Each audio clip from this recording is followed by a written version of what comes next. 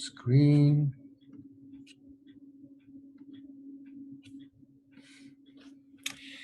Okay, so we got 4 more lectures to go.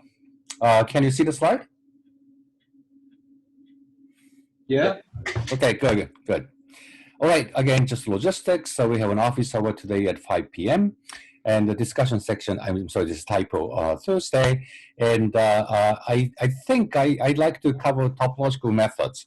So given that I actually slowed down after we switched to online lecture a little bit, so I don't seem to have time left to cover some of the topological aspects of quantum field theory. Some of them come up today, but I wanted to do some more. So I'd like to actually discuss them in discussion section, if that's okay with you guys. And of course, if you have any questions on in the lecture material, that has the priority. But if I have any time left, I'd like to actually do that. Okay, so we started talking about perturbation theory anomalies. And this is the slide you have seen already. That's the 1 plus 1 dimensional QED. Let me make it full screen.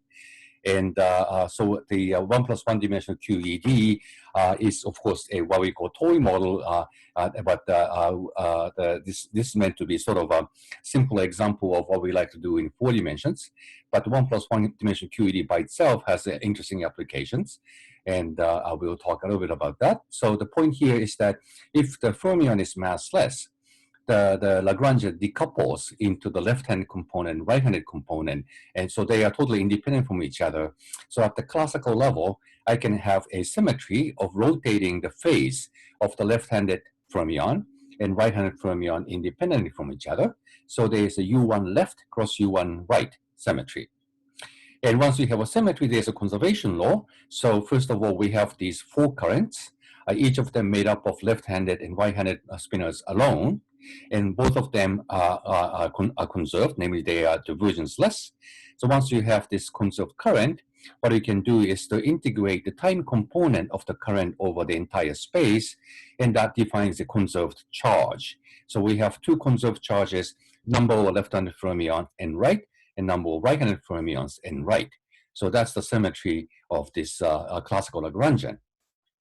And often we take linear combination of them. So if you have just a sum of the 2, then I lose gamma 5 inside psi. So J left, psi left has a projection operator 1 minus gamma 5 over 2. Psi right has a projection operator 1 plus gamma 5 over 2.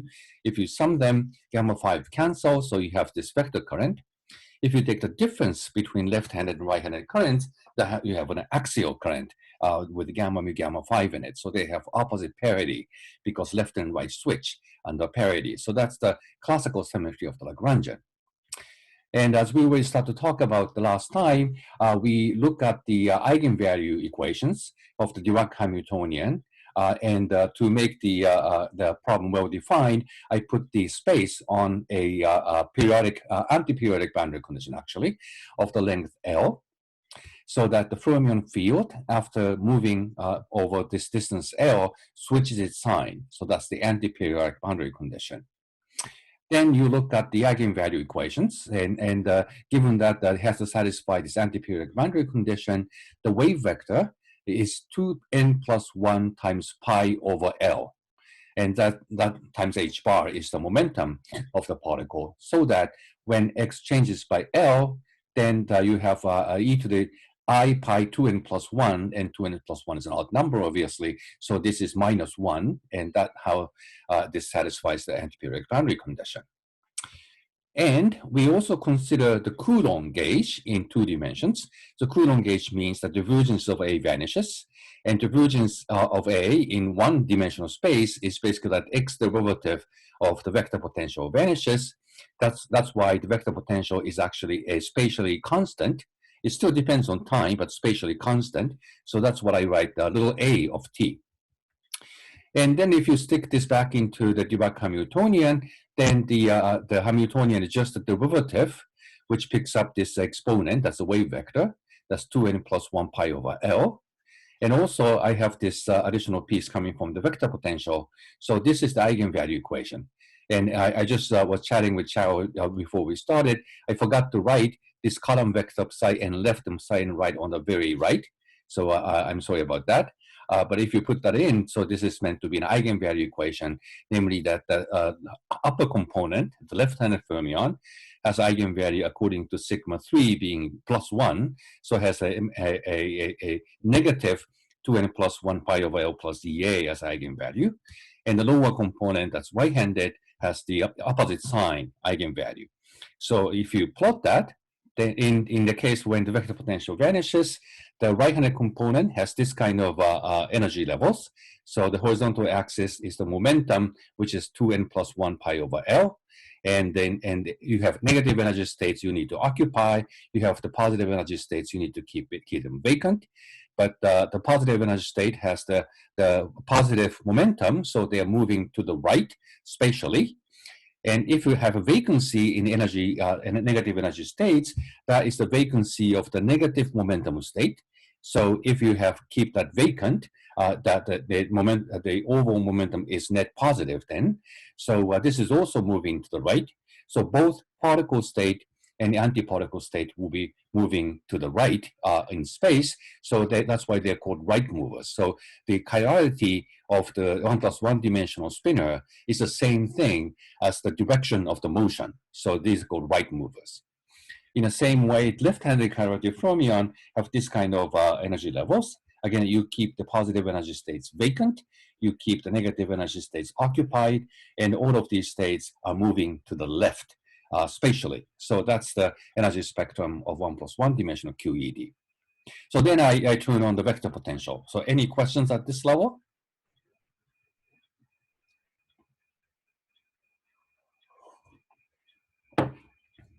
Okay. So this eigenvalue equation is now completely solved. And what I do is to gradually turn on this vector potential and change the size value of the vector potential from 0 to this particular value of 2 pi over EL.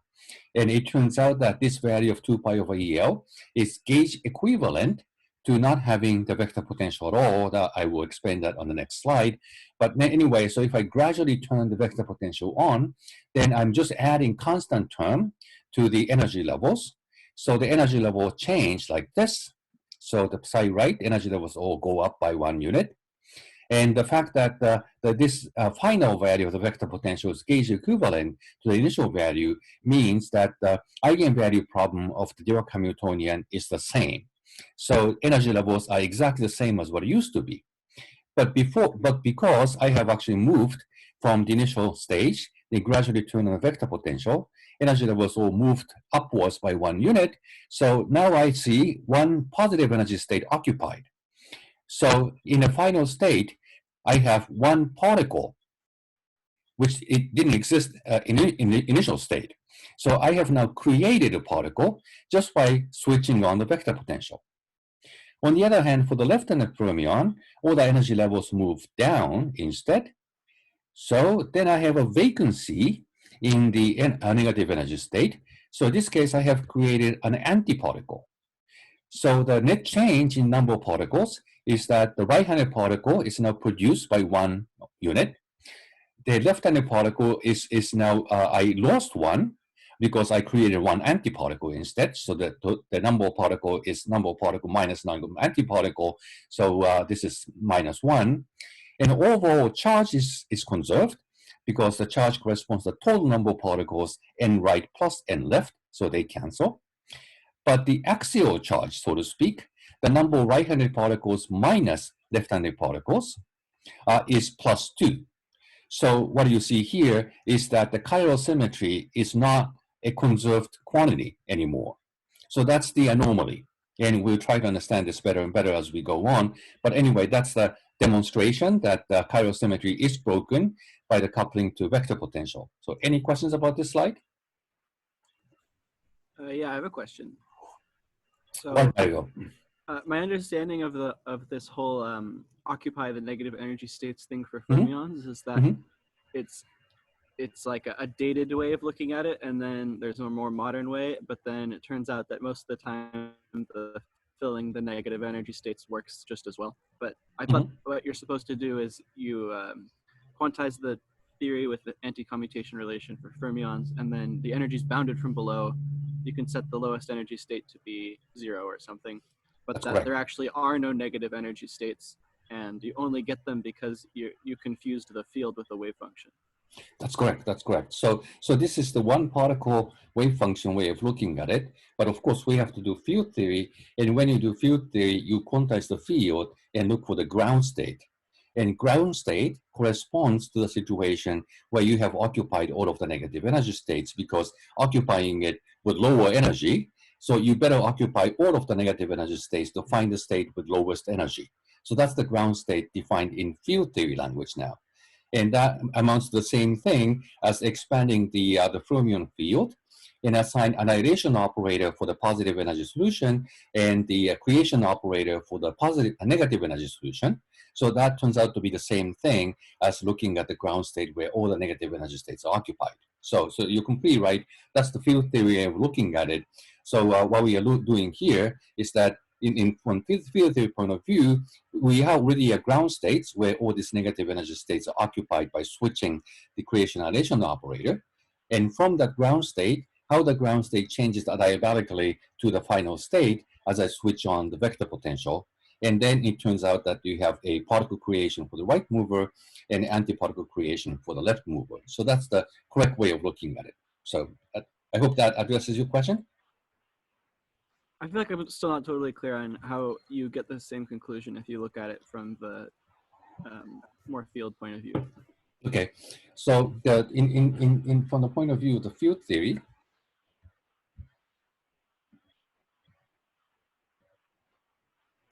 what you're looking at is the expansion of, oops, somehow sometimes it doesn't work. Hopefully it works now. No.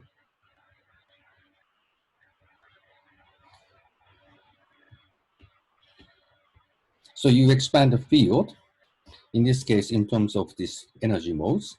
And then I have, for the right mover,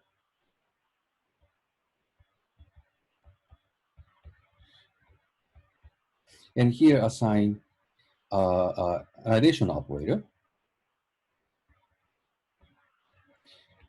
But for these modes, which correspond to negative eigenstates, I have to assign B, C, and dagger, a creation operator. So the fact that here I'm assigning creation operator is basically switching between the state that's occupied and unoccupied, because once you have ground state that's not, that's annihilated by the annihilation operator, and so if I had switched this back to, let's say, dn instead, then this would correspond to state that cannot be raised anymore. So that means that this is a state that's already occupied. So switching the language between Cn and Dn is the field theory way of telling you that the state is already occupied. And so that's the starting point of this ground state. So what we are doing with the single particle language of filling all the negative energy states is exactly the same thing as defining my ground state by this condition. Does that work for you? What is the dn here? So it's the same. Cn is the same thing as dn dagger, because in terms of this creation annihilation commutation relation, anti-commutation relation,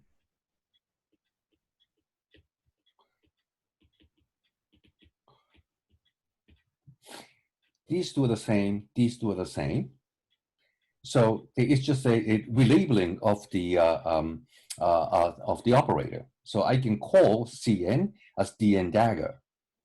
But the condition then for the ground state being annihilated by Cn is the same thing as a condition that I can no longer create a dn particle, which means the state is already occupied from the point of view of this dn operator. I see. So that this simple switch is the trick you played last semester in order to get the ground state for the Dirac field.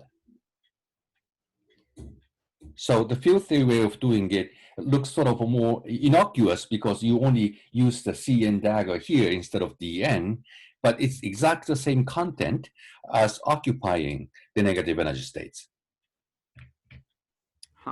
I see. So it's kind of like, in some sense, any state which is unoccupied from one point of view is occupied from another point of view. Exactly. And that's possible And only for then, fermions because there are only two states, whether a state is right. occupied or unoccupied. Yeah. Okay. Interesting. Okay. Okay. All right. So back to slides then.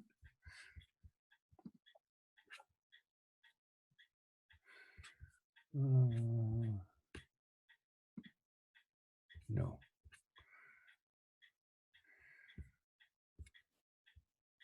Oh, I know what happened. So I have to end the full screen so that I can see it in Zoom.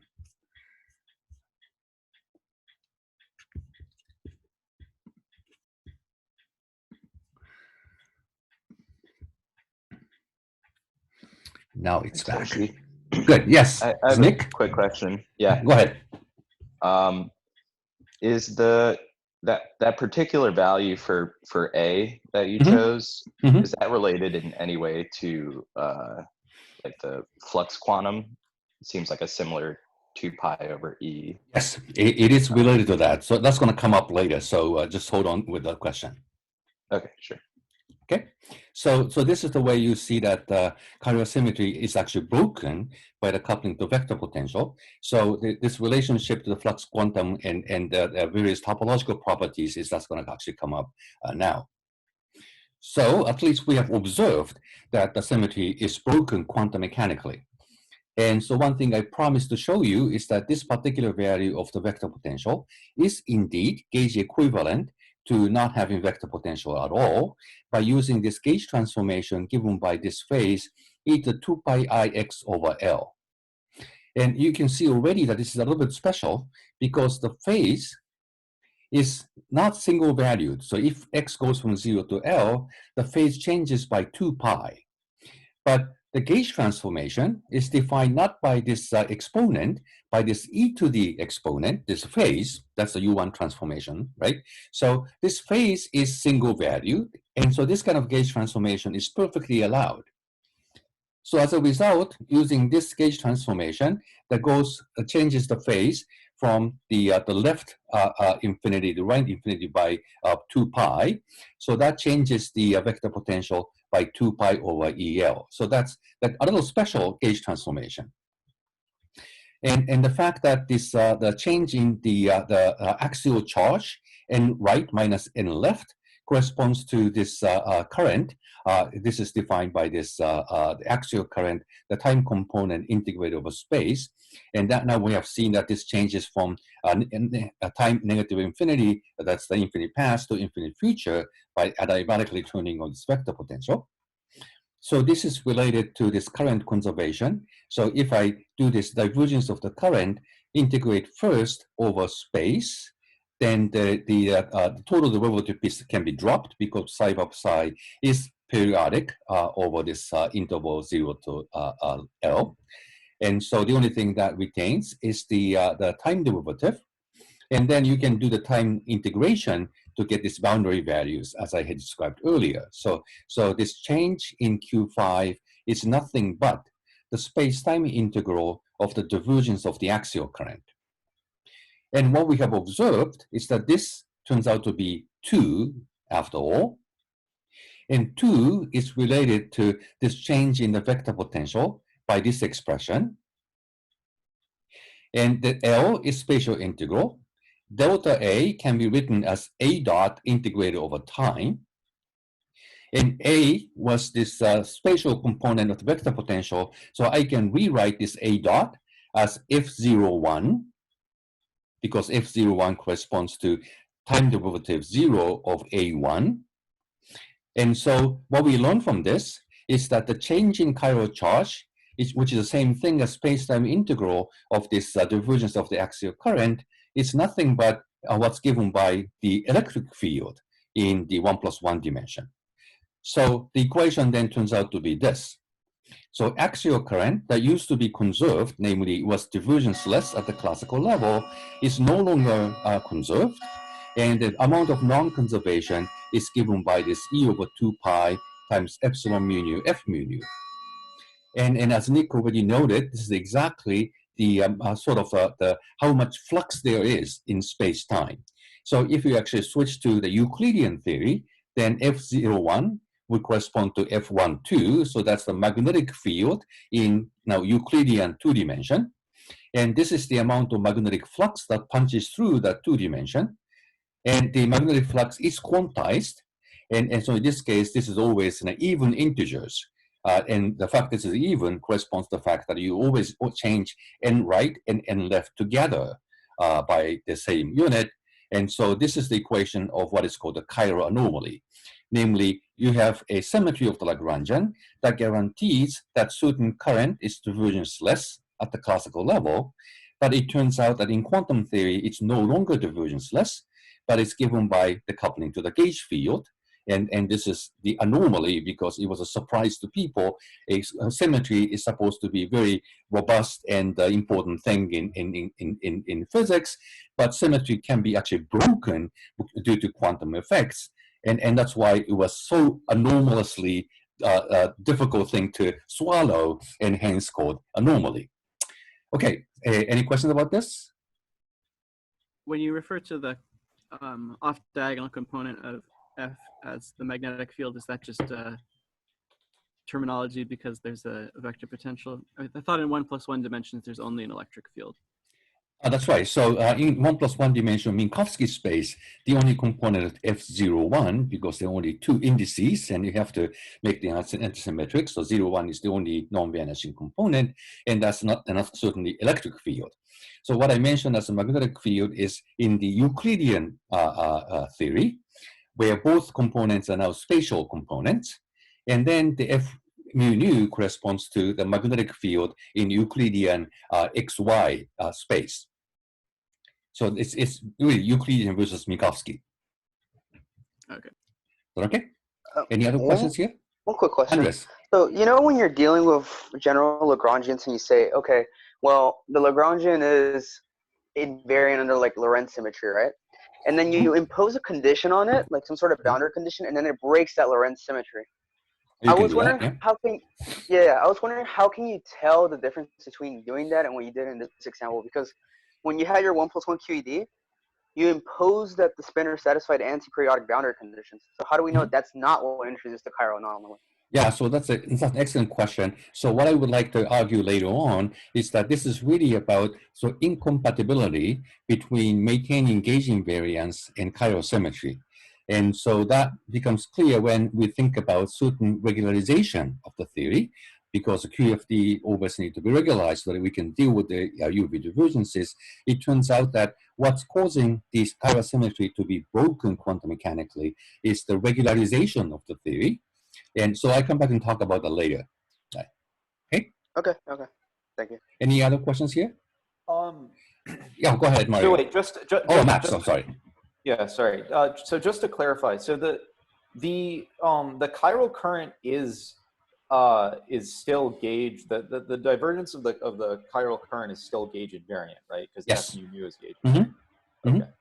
So when we're talking about threading a flux through the loop here, that process is equivalent to a gauge transformation though, right?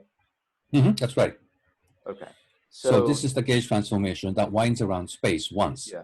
So that's this picture. So this gauge transformation is a function of x. And it actually goes on this space of phases, one full circle. So when x goes from 0 to L, then the phase go from 0 to 2 pi.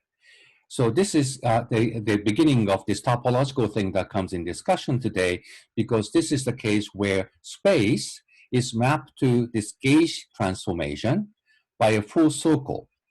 And this is what is called the winding number. As you go from a space from end to end, then the gauge transformation goes from also go one circle.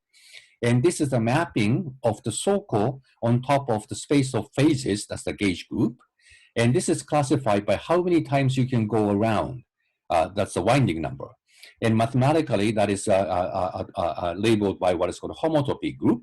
It's just a fancy name of talking about what I just said, namely pi 1 refers to the fact that the space is a full circle, that's S1, so one-dimensional circle.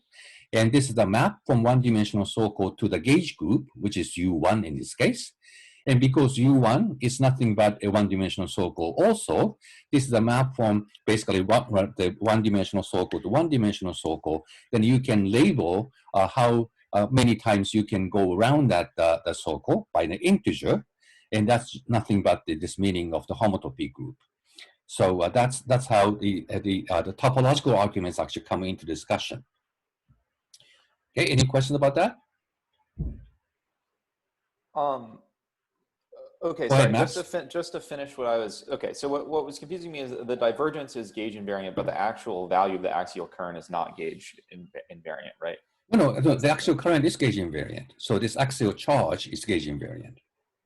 But I think I'm really confused then, because, sorry, we're saying that if we thread a flux through the loop, which is equivalent to doing this gauge transformation, doesn't that change the axial charge? No, it does not. It does not. So what we did is adiabatically change from no vector potential to this value of vector potential. So in between, there was the electric field. Okay, so only the start and stop. Okay. Exactly, okay. right. Yeah. So you basically go over a hump with a finite electric field at finite time interval, and then you go back to the pure gauge situation, so no electric flux anymore, but the vector potential has changed as a result. So that's the situation we're looking at. So the axial symmetry, axial charge itself is gauge invariant, so the psi bar gamma mu gamma phi psi is still gauge invariant. But on the other hand, so I think I'm going to mention later, but so because epsilon mu nu f mu nu is the del mu of epsilon mu nu a nu.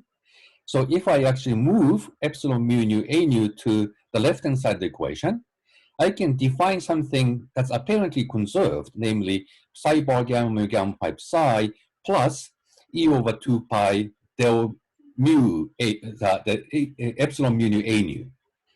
But epsilon mu nu a nu given by the vector potential is not gauge invariant. So I can move this epsilon mu nu f mu nu to left hand side to define a current that's apparently conserved, but that conserved current is not gauge invariant anymore. So that's how you see there's an incompatibility between what you would like to maintain gauge invariance, and this one is gauge invariant, and the conservation law. So you have to choose one or the other. You would like to insist that chiral symmetry is conserved. If you do so, you have to put up with a current that's not gauge invariant. And obviously that's not what we would like to do. If you insist the current is gauge invariant, then it turns out it's not conserved. So that's one or the other proposition here. And that's the incompatibility between the conservation of chiral symmetry and the gauge symmetry I alluded to just a minute ago. And we'll come back and talk about that more when we talk about regularization of the theory. Okay, thank you.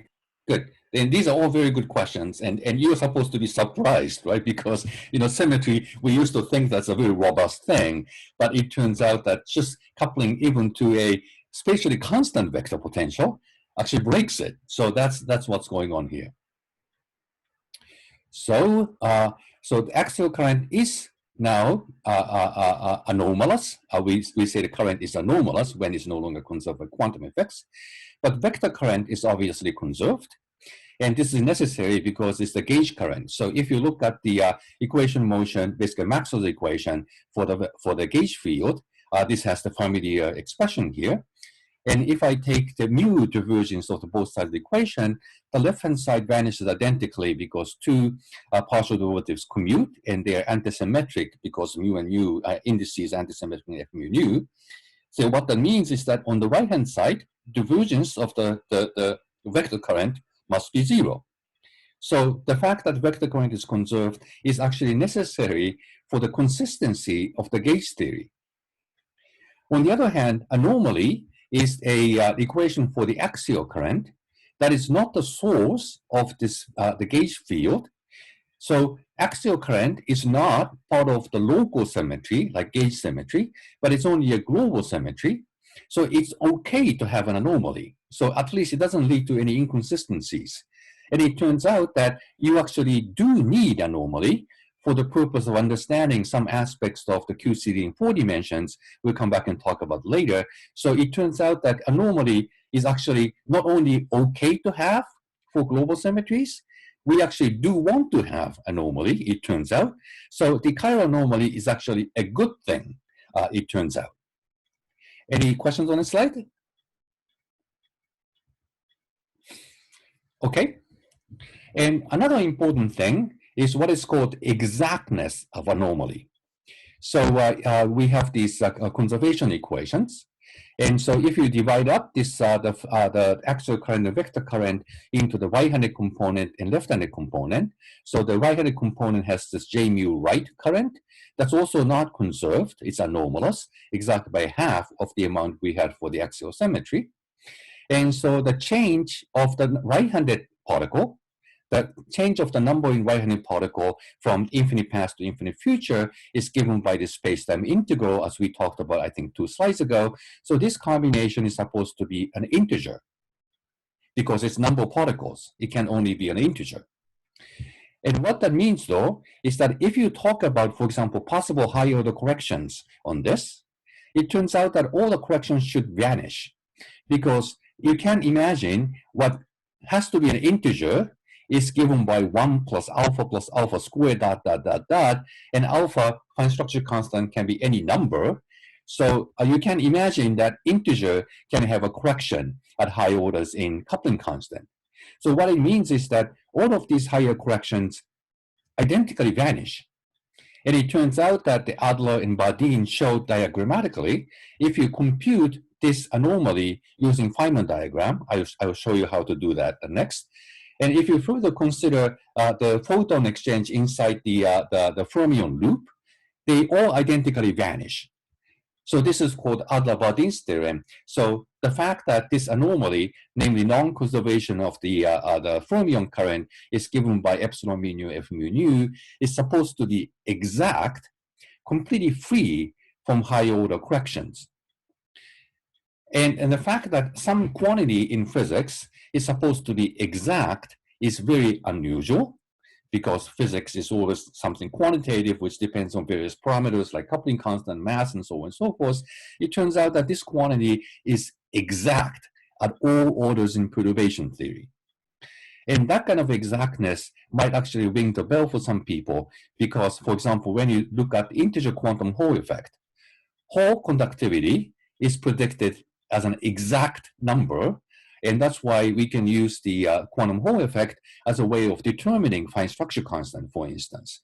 So that's an example of exactness due to a topological reason, and we'll come back and talk more about topological reason in a moment. I already alluded to the fact that gauge transformation that is relevant for this question winds around the gauge group by winding number. That's already topological, and we try to understand this topological nature a little bit better as I go on. But anyway, so this is the statement that anomaly is supposed to be exact. Any questions about this? Okay. And it turns out that this exact quantity had been known in the math literature. And Chern is a mathematician who used to be in Berkeley math department, passed away some time ago. He's one of the field medalists. And he actually came up with this classification of various possible topologies of the fiber bundles, which, as I explained last week, is very much the mathematical language for the gauge theory. And that fiber bundle has what is called the characteristic classes. Namely, you can classify what kind of non-trivial gauge configurations can exist on a given space-time. And that's given by what is called a Chern character. And this is the lowest one, which exists in 2 dimensions. And we could go back and also talk about 4 dimension, that Chern character 2, C2. This one is C1. And so this had been known in the math literature is something called topological invariant. And topological invariant is supposed to be exact. And so that's the connection to mathematics. I try to make the connection a little bit more clear. So that's the same winding number we talked about, and has to do with this the topological exactness. Okay, so here we go. So what we talked about is the fact that this divergence of the right-handed current is anomalous. That's the given at this top equation over here. And because the spatial direction is periodic, I can drop the spatial derivative. So this is only time derivative. And I can do the integration on time so that this becomes the boundary terms. This is negative infinity, sorry, it's a typo, and the positive infinity. So the change in numbers, this has to be an integer. On the side of the right-hand equation, right-hand side of the equation, so this is a space-time integral of f mu nu, epsilon mu nu, f mu nu. And I rewrite f mu nu as the curl of A. And again, using the periodic boundary condition space, I can only retain the time derivative in here. And that's given by this last expression. So this is the change of AX integral over space between the infinite past and infinite future. And requiring that infinite past and infinite future are all ground states, namely the gauge potential, vector potential, the electric field doesn't exist, then this vector potential has to be pure gauge so that the field strength identically vanishes. So AX then is given by this gauge transformation from 0. Then theta is the phase which may be multi-valued as long as e to the I theta is single valued. And if I do look at this x integral, it's just the integral of x of the gradient of theta. So this turns into theta of L minus theta of 0. And as we argued, the e to the I theta must be single valued. And therefore, this difference of the phase from the one end of space, the other end of space, has to be 2 pi times integer. So this is how we can see that the right-hand side of the equation indeed is also an integer. So that makes sense. Left-hand side was supposed to be change of number of particles. That has to be an integer. An expression given by the gauge field, it wasn't totally clear at the beginning, at the first sight, that this also has to be an integer, but now you do. So the only thing we assumed is that in the infinite past and the infinite future, the gauge field is a pure gauge configuration so that the field strength doesn't exist. And that requirement alone tells you that space-time integral of epsilon mu nu f mu nu really does have to be an integer. And what you're also seeing is that a lot of these integrals are surface integrals. Namely, what's happening in the middle of space-time doesn't really matter. And so that's the nature of topological invariance. It depends only on how things are configured globally on space and time. It doesn't depend on details of what's going on inside. And that's what making this prediction very robust. Namely, because it doesn't depend on details, it's okay to have all kinds of perturbatory corrections going on in between, but end result is not corrected and is still exact as an integer. And that's related to this non-trivial winding number of this the mapping from one-dimensional space to gauge group U1. And we generalize this to the 4-dimension in a moment. Oops. Any questions about this? That this quantity being topological? Yeah, I have a question. Go ahead, Nick. So to me, this doesn't seem to me this seems like a bad thing, because we have no idea what the topology of space-time is, right? Like we're kind of artificially imposing that we have a torus here. We're connecting. We're giving ourselves periodic boundary conditions, but and usually that's fine in physics because we take the length to be infinite, and who cares what's happening at infinity. But if we repeated this whole thing, and instead of having periodic boundary conditions, say we just impose that the fields go to 0 at infinity, and we have physics on a line instead of a circle, it seems like a lot of these topological effects wouldn't be there. So well, actually, so it is there. So this equation of the divergence of the current, this is the local expression, which depends on space-time position. So to the extent that we believe that the physics is local, and indeed 1 + 1 dimensional QED ends up being a theory of massive boson, so there is no long distance correlations among fields. So it turns out that the physics doesn't depend on what's going on at infinity, yet this equation is still supposed to be exact. So that's actually a net gain in what you learn about theory, namely that we believe physics is independent of the boundary conditions, but if you choose this torus kind of boundary condition, you arrive at this exact result. But then you say, well, the particular choice of this boundary condition shouldn't really affect physics because everything's local, and therefore you still believe in this local expression to be exact, independent of what the boundary conditions is. Does that make sense?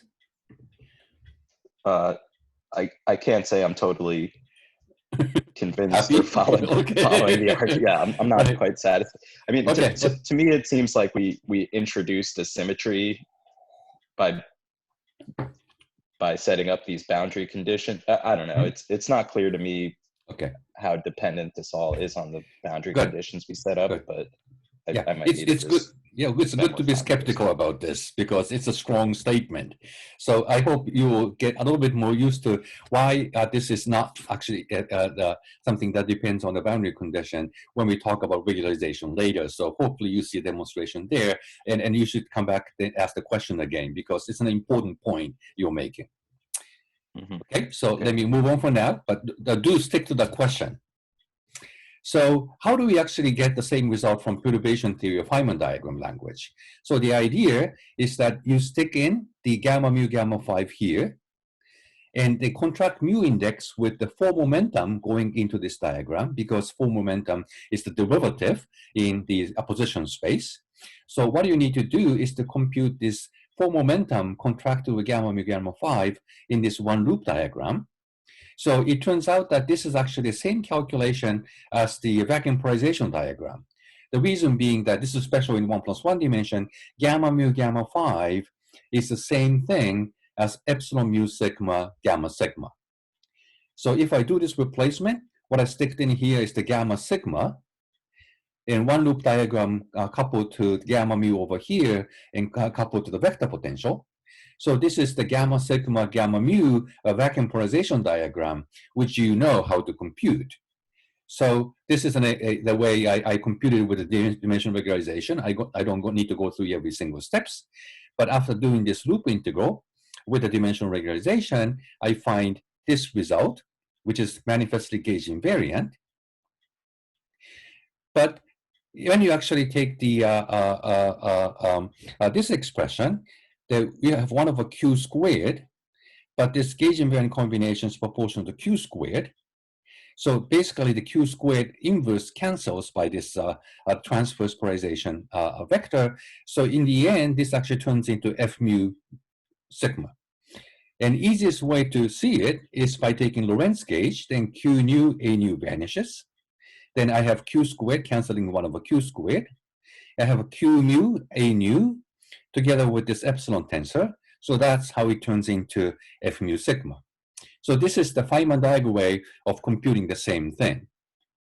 And the statement by Adler and Bardeen is that if you put in some photon lines inside this vacuum polarization diagram, they all give you identically 0, and that's what they have proven diagrammatically. And so that's a statement by explicit Feynman diagram calculation, but we now know a deeper reason for it because this expression is supposed to give you an integer when you integrate over space and time. Therefore, it is not subject to any perturbative correction.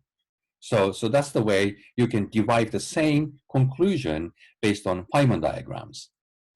Any questions about this? Oh, it's not obvious to me why you would draw that diagram, though. So the reason I draw this diagram is that I would like to compute this divergence of the axial current. Axial current is psi bar gamma mu gamma 5 psi. So I need to have gamma mu gamma 5 somewhere. And I have psi and psi bar. So if I bring in the interaction term from the exponent in the path integral and bring it down, then I'm looking at the correlation function of psi bar gamma mu gamma 5 psi here. and gamma mu, psi bar gamma mu psi a mu on this side. And I do the weak contraction to connect the fermions. And that's how I end up with this diagram. Okay. I thought you were getting Okay. it directly from like the gamma mu's, and I was like, oh. No. Right. Any other questions here? Good. So now the real question is why? Why do we have to have this kind of a anomaly in QFT? So all we know is that QFT requires some form of the regularization so that we can deal with the UV divergences. And here's one theorem by Niels and Ninomiya. So there is no regularization of the gauge theory in QFT that preserves both the gauge invariance and chiral symmetry. That's the statement. And the way you can see it explicitly is by considering Polyvalence regularization, which I think you have seen the last semester. And if you haven't, let me know.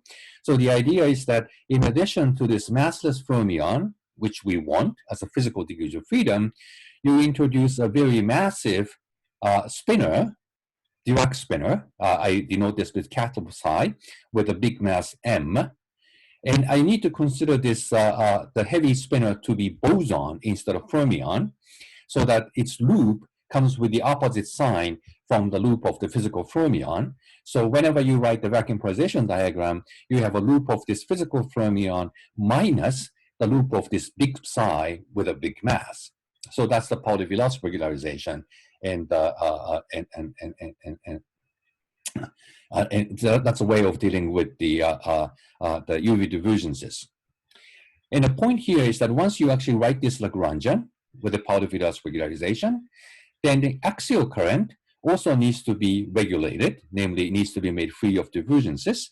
And so I need to consider contribution to the axial current both from the physical massless fermion and this Polyvalence regulator, capital psi. So that's the total axial current. But for the Polyvalence regulator, there's a big mass which connects left and right. So the axial current for the Polyvalence regulator is not conserved.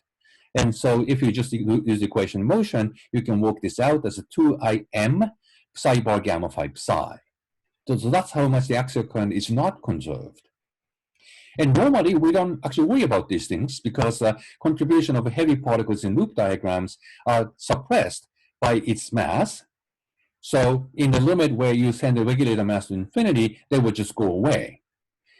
But the point here is that how much axial current is not conserved is proportional to this big M. So it turns out that when you send M to infinity, the expectation value of psi bar gamma phi psi turns out to be 1 over m, and indeed it disappears in that limit as you would expect. But there's a big M up front, so it turns out that m times 1 over m has a finite limit, and that turns out to be exactly the anomaly we worked out before. So we worked out anomaly from the point of view of this sort of topological nature, how much the vector potential changes by pure gauge transformation, and how many numbers of particles are created as a result. But it turns out that this derivation is completely local because it's coming from UV divergences due to the regulator. So the fact that this expression turns out to be of topological nature is needed for the purpose of understanding why this is, first of all, inevitable, and second, why this is exact. But for the purpose of working this out, you don't need to rely on any of these topological reasonings. It's just a local equation, which you can obtain either by Feynman diagram on the previous slide or by explicitly regularizing the theory.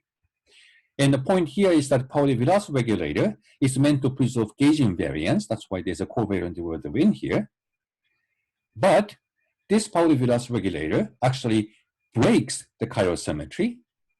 And so by introducing Polyvalence regulator, we made an implicit choice of preferring gauge invariance over chiral symmetry. So that's how chiral symmetry is actually broken once you regularize the theory.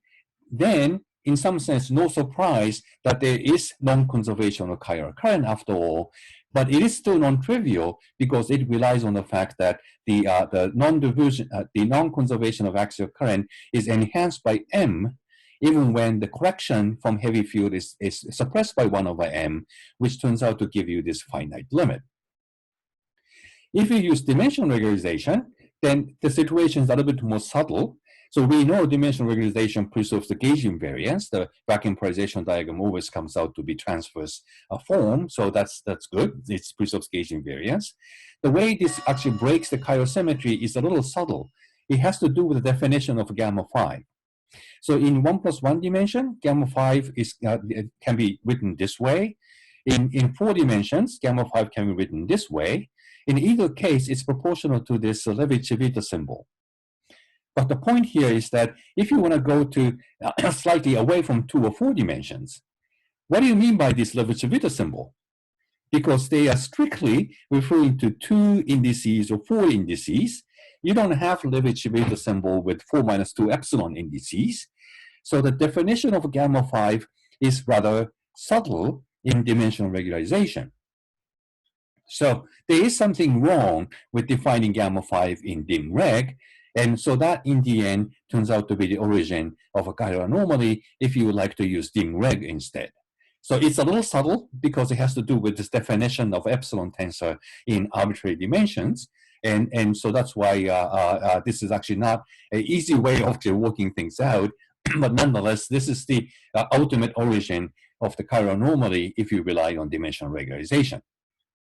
I hope this partly addresses the question Nick was asking. Yeah, a bit, yeah. A bit, okay. Yeah. Step by step, all right. Any other questions? Okay, good. I have go ahead. So how does this how do you observe this when you do lattice QFT? Yeah, that's a good question too. So the Niels and me also talked about this too, and it turns out that defining fermion on a lattice is a kind of tricky thing to begin with. And so the reason being that the fermion, the Lagrangian, is the first order in derivative. And you have been looking at the Lagrangian for the boson on the lattice. And by expanding in a small lattice constant, you ended up with a Klein-Gordon kind of Lagrangian. So that's second order in derivatives. So that's not the right Lagrangian to start with. So you need to actually play a trick to define Lagrangian that will lead to the first order derivative in the continuum limit. And if you do so, it turns out that it's impossible to define a single flavor of fermion on the lattice. You always get something called doublers. And so the naive formulation in 4 dimensions gives you 16 massless fermions at once, not just one. And people play various tricks to actually project out some of the unwanted components, and they manage to bring it down to 4, but you still can't define just a single flavor fermion. Mm-hmm. And then putting a mass term and chirosymmetry on top of it is a little tricky. So it turns out that when you have this naive definition of Fermi on the lattice, you have 4 of them, and the chirosymmetry acts in such a way that 2 of them have one sign, the other 2 have the opposite sign. So altogether they can cancel, but individually they don't. Mm-hmm. So that's how the lattice regularization may appear at the first sight that it actually does chirosymmetry and the gauge symmetry at the same time. But it turns out that if you try to single out one flavor of fermions, it doesn't. So it still turns out to be the case that you cannot preserve both gauge invariance and chirosymmetry at the same time, even on the lattice. So that's a well-defined regularization that maintains gauge invariance. It turns out that it does not maintain chirosymmetry for a single flavor of fermions. Okay. And so anomalies are always observed for fermions. Right, that's right. Yeah.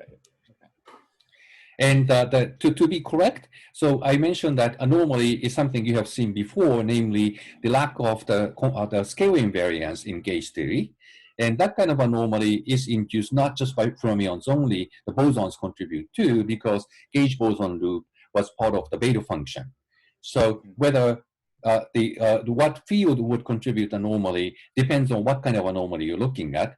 And for the chiral anomaly, it's only fermions.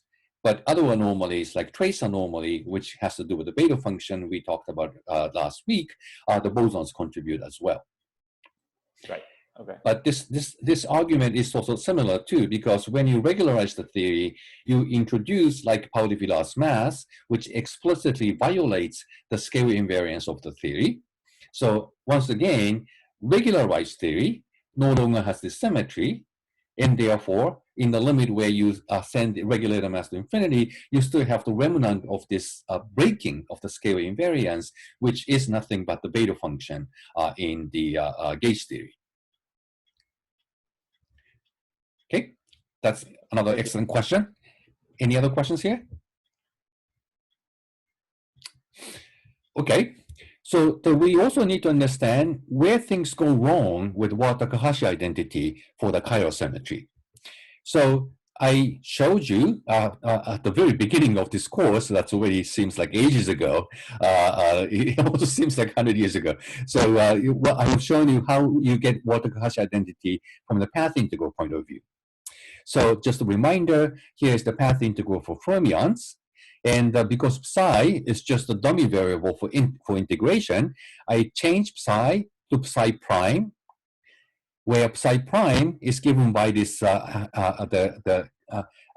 chiral symmetry of psi.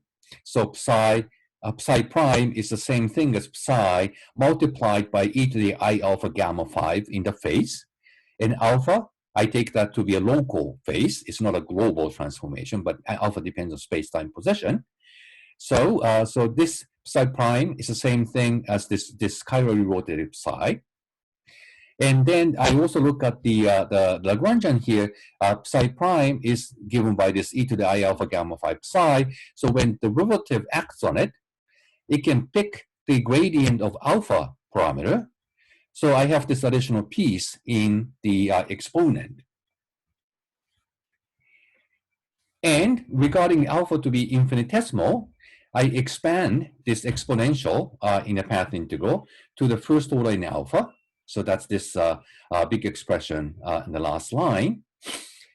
And the also need to be thinking about this the change of the variable. So that changing this integral over e to the I alpha gamma 5 psi to integral of psi, I have this Jacobian, which is determinant of this e to the I alpha gamma 5. And for the fermion, Jacobian comes with the inverse power. So that's a negative power here. And I get same contribution from both psi and psi bar. So I have the inverse squared power of the Jacobian. But as we all know, determinant of exponential is a trace of the exponent. Gamma 5 is traceless. Therefore, this is the e to the 0. And hence, the Jacobian is supposed to be 1. So I'm supposed to drop it. Then comparing the very beginning and the last, the integration measure are now the same. This exponential, the action piece is the same. Therefore, whatever is left must be 0. So by doing integration by parts, you conclude that axial current is conserved. So that's the way you derived Wada-Takahashi identity. So now that we derive this conservation of axial current, but we know that's not conserved, we must have made a mistake somewhere.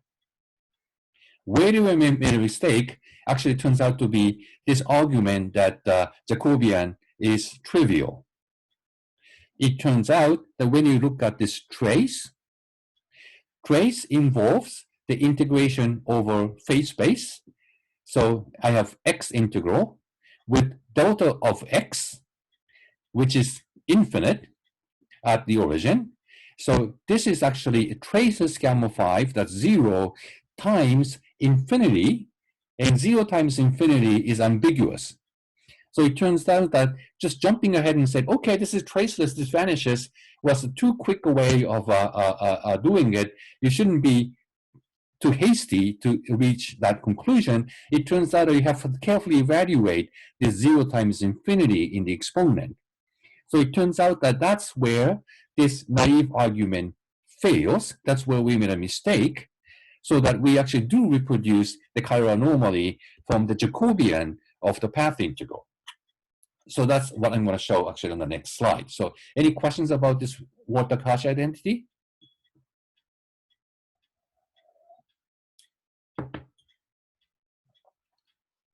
Okay, so let's see how we evaluate this Jacobian. So this Jacobian in the end does turn out to be this exponential of this topological invariant. So we need to regulate this trace because this is technically 0 times infinity. So I put in this exponential factor e to the t Dirac operator squared. So the Dirac operator times I is a Hermitian differential operator. So this d slash squared is actually negative definite because id slash squared is positive definite. So exponent here is actually negative. That's the what we like. So that's an exponential damping factor. And t is a parameter which corresponds to basically inverse regulator mass. So at the end of the day, we send t to 0. And then Dirac operator squared can be rewritten in the following fashion. So this is just writing the square explicitly. I have two gamma matrices in there. So I take the symmetric and antisymmetric combinations of them. And the symmetric combination is just 2G mu nu. That's the anti-commutation relation of gamma matrices or Clifford algebra. So the first term turns into just d squared. Second term, this is sigma nu commutator, gamma gamma nu commutator. That's a sigma mu nu matrix, which is obviously antisymmetric in mu nu indices. And therefore, this d nu can be rewritten as a half of the commutator. And we already use the fact that the commutator of the covariant derivative is f mu nu. So this is the way you can rewrite this Dirac operator squared. So this whole thing is now in the exponent. And the point here is that when you try to compute this trace, the trace of this differential operator is given by this phase space integral. Let's say it's a Euclidean space. And then I'm supposed to compute this. And as a result, you can actually expand this exponential in power series in t because you send t equal to 0 at the end of the day anyway. And the only piece that gives you non-zero trace together with gamma 5 is the piece that goes with sigma mu nu. So gamma 5 is epsilon mu nu gamma nu, has two powers of gamma matrix in there. So that needs to be compensated by two powers of gamma matrices to get a non-zero trace. So this is the piece that remains under trace. And it's a linear order in t in the expansion. But the momentum integral of this e to the t p squared, roughly speaking, gives you 1 over t. So this 1 over t and t here cancels. So this is the piece that survives in the limit t goes to 0. So end result is this one, which is exactly what we wanted, namely the chiral anomaly. And because alpha is actually a space-time dependent parameter we introduced for this chiral symmetry, so this is actually a local equation, namely that this is the way you find that this Jacobian is given by this expression here. And if you go back one slide, once the Jacobian is non-zero, then this Jacobian can be expanded also to the first order in alpha that brings this piece in exponent down in this big parentheses.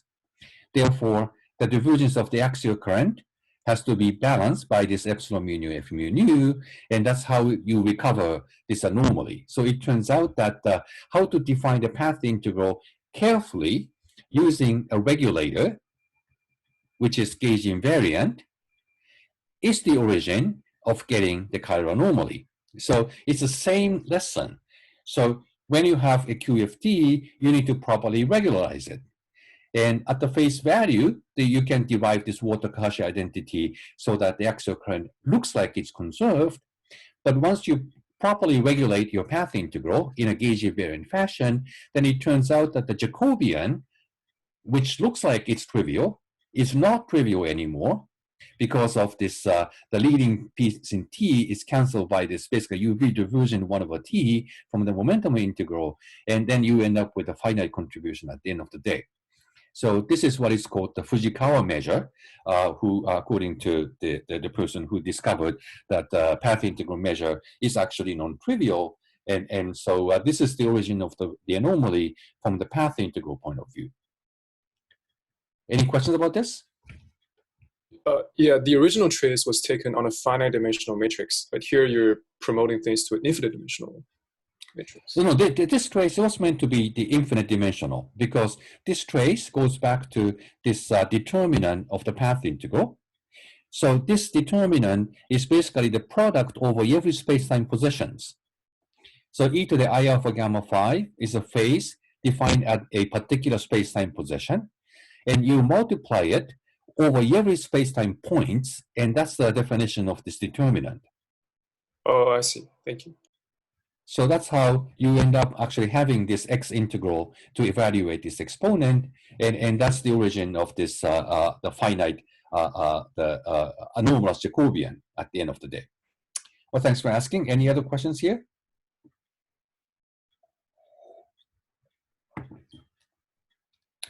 Okay. And so once we formulated this question in terms of path integral, then relationship to topology becomes actually even more clear. And it turns out to be understood in the following way.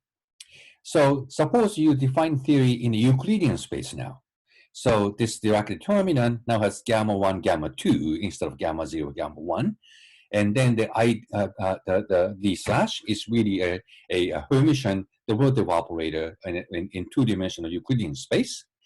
And because the gamma matrix anti-commutes with gamma 5, the way this acts on this Dirac spinor is off-diagonal.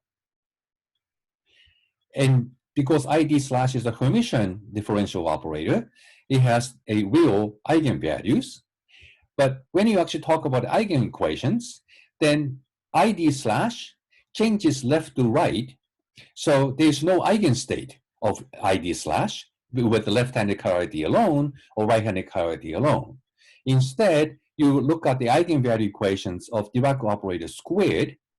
So the left turns first into right and then back to left, so that there's a well-defined eigenvalue equation. And Hermitian operator squared, of course, is positive semi-definite. So this eigenvalue lambda n squared is positive semi-definite. So this is the eigenvalue equation in a Euclidean space. So what you do to define the path integral is to expand psi in terms of this eigenmodes and define the integral over each of these eigenmodes psi n's. But interesting thing is that when you look at the Dirac operator itself without squaring it, the left turns into right, right turns into left. But if you do it twice, you're supposed to recover the eigenvalue lambda n squared. So the Eigen equation looks something like this. So if I act ID slash on the eigenmode for the left-handed spinor, that turns into right-handed spinor together with the overall constant. And that constant squared is the eigenvalue of the Dirac operator squared. So what you see here is that a particular eigenmode of the left-handed spinor is accompanied by the eigenmode of the right-handed spinor with the same eigenvalue lambda n. So if you look at the spectrum of this Dirac operator squared for the right-handed spinor and left-handed spinor, and the path integral is supposed to be integral over each of these modes, then every right-handed mode is accompanied by left-handed mode. So they are always paired with the same eigenvalue lambda n squared, except when you have a zero mode. So if there were a solution to psi n right, where acting Dirac operator gives you zero, and hence the zero mode, then that zero mode is not paired with the left-handed mode necessarily, because the right-hand side of this equation is just zero. So that's the reason why this has to do with topological invariance. So if I imagine changing the vector, the gauge field in this covariant derivative continuously, this pairing always persists because this pairing is independent of what is the gauge field that's inside this covariant derivative. So all of these modes may move up and down, but they always move up and down together. So for particular choice of the gauge field, maybe the both right-handed and left-handed components come all the way down to 0. Then the number of zero modes changes, but changes in such a way that you increase the right-handed zero mode together with the left-handed zero mode because they come paired. So if you define the difference of the number of zero modes for the right-handed fermion versus the number of zero modes for left-handed fermion, this difference doesn't change, no matter how you change the gauge field in its covariant derivative. And if you look at the number of zero modes for the right-handed one minus number of zero modes for left-handed one, I can write it in this expression, because for every non-zero mode, when lambda n is not 0, then they cancel between right and left. So in this difference between right and left, with this weight given by this e to the minus t lambda n squared, every mode with non-zero eigenvalues cancel. So the only difference you are supposed to take in the end is only for the zero modes. So this expression is the same as the number of the difference between the zero modes between right and left, which is topologically invariant because this doesn't depend on how, no matter how you change the gauge field. And once I have written it this way, then you can see that's nothing but the trace we computed on the previous slide.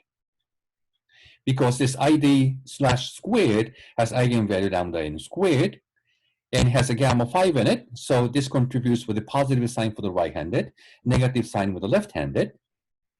So no wonder this trace is given by a topologically invariant, because no matter how you change the gauge field locally or continuously, this difference doesn't change.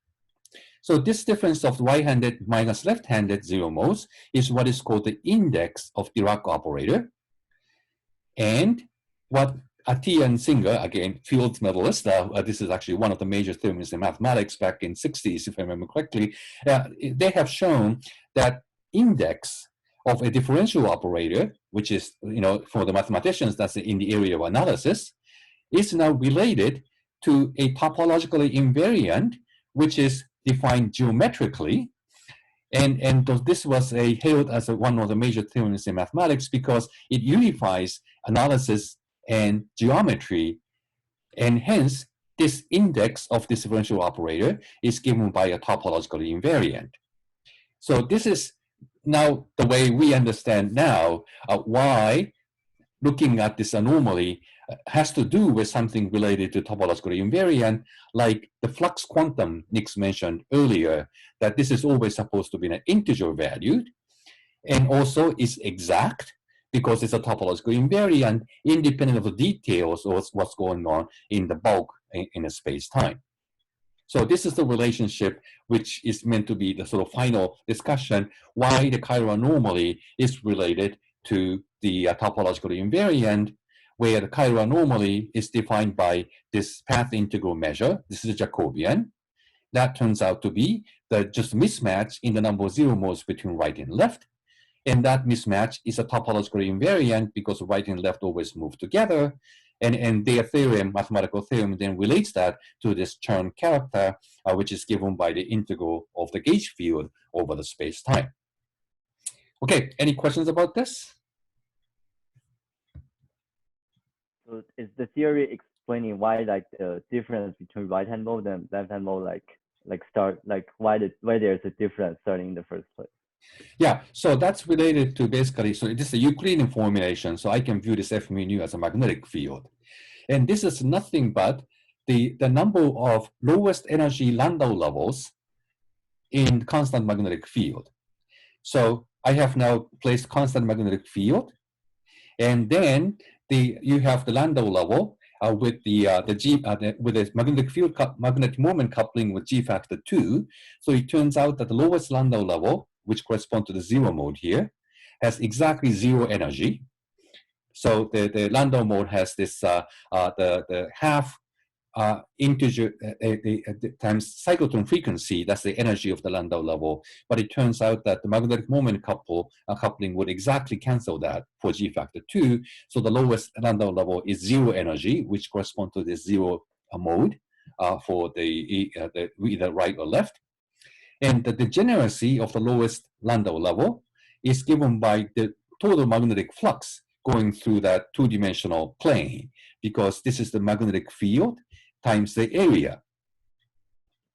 So this is the way you can see that the configuration of the gauge field can lead to the mismatch between the right and left, because the different spin orientation would not cancel this lowest 0-point energy of the Landau level. And I believe I have actually uploaded my notes I've written on the Landau level on the B courses, so you're welcome to look at it to see why this really corresponds to this combination of the gauge field. And then once you have that, even if you change the configuration of magnetic field a little bit in the bulk of space, so you make it a little stronger here, a little weaker here, while maintaining the same spatial integral, then it turns out that the number of zero modes remains the same, because that's a topological invariant. Does that answer your question, Tianli? Yeah. So like when we just talk about in the first example in 1+1D, so when we slowly turn on the magnetic field, it's like when you say here and it doesn't change the number, but suddenly at some point you change it to extra 1 because you tune it to. That's right. That's correct. Okay, great. Okay, thank you. So that's why we see this correspondence to the topological invariant when we're looking at this problem of the eigenvalues of Dirac operator. So, so that also gives us an interesting bonus. Now that we have this exact relationship that the conservation of the axial current is a non-conservation of the axial current is given by this epsilon mu nu f mu nu. And in 1+1 dimension, as I said, gamma mu gamma 5 can be rewritten as epsilon mu nu gamma nu.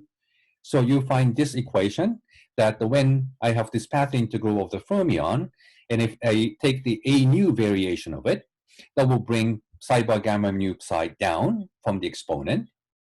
But given that the del mu epsilon mu nu of this is supposed to give you f mu nu, and if you take the Lorentz gauge, you can show that psi bar gamma nu psi has to be given by a nu itself, so that you can satisfy this anomaly equation, which is supposed to be exact.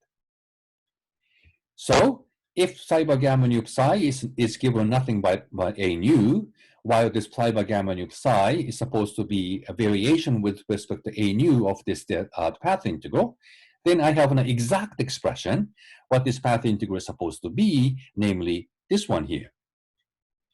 So that a nu variation will recover this piece from the anomaly.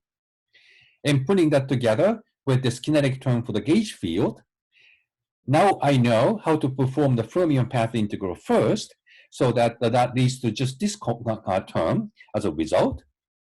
And then writing it out in Lorentz gauge, you find this expression here. So it turns out that 1+1 dimensional QED is nothing but a theory of a free boson whose mass is e squared over pi.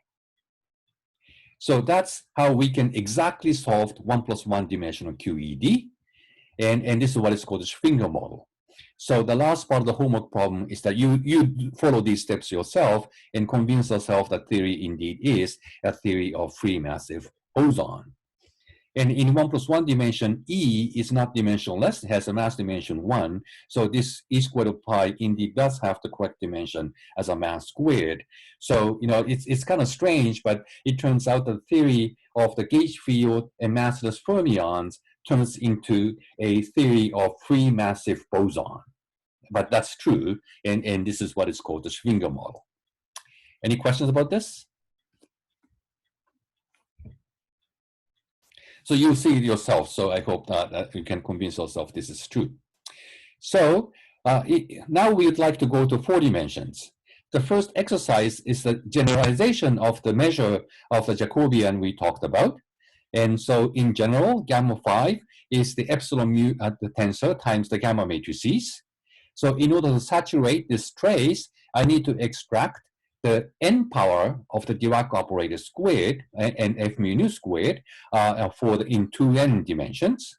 And so this is the general formula you can write out. So it turns out that this is always given in terms of f mu nu over 2 pi raised to nth power in 2n dimensions. And so this can be expanded in terms of e to the f over 2 pi, where f is supposed to be this differential form 2 form. And this is what is the general expression for the Chern character in all possible dimensions. So what we looked at before is the dimension 2 component of this Chern character. So if you want to go to 4 dimensions, then you're looking at the square of this. So that's what we need. And that actually turns out to solve the puzzle we had before. So in QCD, you have this absence of the U1 number Goldstone boson. But now we know that this is actually not a problem because there is no U1 symmetry. U1 axial is actually anomalous in this theory. There is no symmetry to begin with, and therefore there is no corresponding number Goldstone boson. So what we thought was UNF cross UNF symmetry is indeed the classical symmetry of the Lagrangian, but actual symmetry is SUNF cross SUNF, not UNF. And therefore, number one number Goldstone bosons for 3 flavors will be only 8. That's as observed in the real data instead of 9. So we were misled by having this extra U1 symmetry at the classical Lagrangian level, but it turns out that that symmetry doesn't exist anyway, so there's no inconsistency. So it turns out that in 4 dimension, you can compute this triangle diagram to work out this chiral anomaly. And if you do that in QCD with 3 flavors, I'm going to finish up in 1 minute. So this is the axial current for 3 flavors, but this is actually not conserved because the non-conservation comes from attaching gluon here. So this is F mu nu A is SU3 gauge field. So there is no U1 symmetry, so there is no U1 problem. So that's how the anomaly actually saves the day. It also turns out that if you look at this pi naught, which is the U bar U minus D bar D bound state, this particle is known to decay into 2 photons. And that decay also happens thanks to the anomaly because this current is no longer conserved. And non-conservation due to coupling to QED is given by electrical charges squared because I attach 2 vertices here. And this calculation turns out to exactly reproduce the decay rate of pi naught to gamma gamma. So anomaly turns out to be actually a good thing. So it solves this U1 problem because symmetry didn't exist anyway. It also allows pi naught to decay into gamma gamma through this anomaly diagram.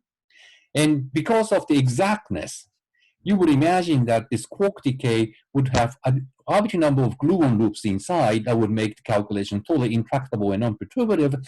It turns out that any gluons inside would give you identically vanishing corrections because the anomaly is exact. And that's why we can trust this perturbative calculation at the end of the day, so we understand how pi naught decays into gamma gamma. So anomaly is actually good for the purpose of understanding the strong interaction physics in 4 dimensions.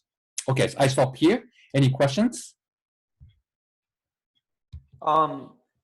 So one question I have is that, so in the simple 1 + 1 QED case, it seems like the axial charge now depends on the entire history of space-time. So what you can compute with the normal equation is the change of axial charge. So axial charge by itself doesn't depend on the history, but how much that changes, of course, you have to specify where you start out with, and then how it changed over time. So that change is what depends on the history. So that's why delta NR is related to the anomaly, not NR itself. Is axial charge like actually an observable? Yeah, it's an observable, quantity? yes. Mm-hmm. Okay. You just count the number of particles, a number of right-handed particles, number of left-handed particles, and you can see that there's 1 right-handed particle, you have 1 left-handed antiparticle. So that's a really physical observable. Yeah, okay. I'm not sure, yeah, I'm not sure what I'm confused about, but that makes sense. Right. Oh, I had another question, but it might be better for discussion, but just, is there a index theorem picture for the beta function anomaly? No, the beta function does get contribution from all orders in perturbation theory, so there is no exactness associated with it. So it turns out that it's not related to the index theorem in general. Okay. However, it turns out that when you make the theory supersymmetric, it turns out the beta function is also one loop exact, and you need to actually define it properly. But and that's related to the index theorem. And I have a paper with Nima that clarified that question. So let me actually upload that to the B courses if you're curious about it. Okay, cool. Thank you. Okay, any further questions?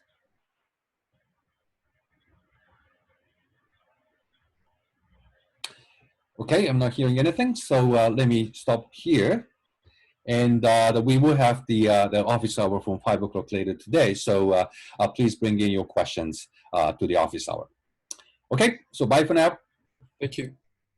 Thank you. Bye. Stay safe. Thank you, Professor. Bye.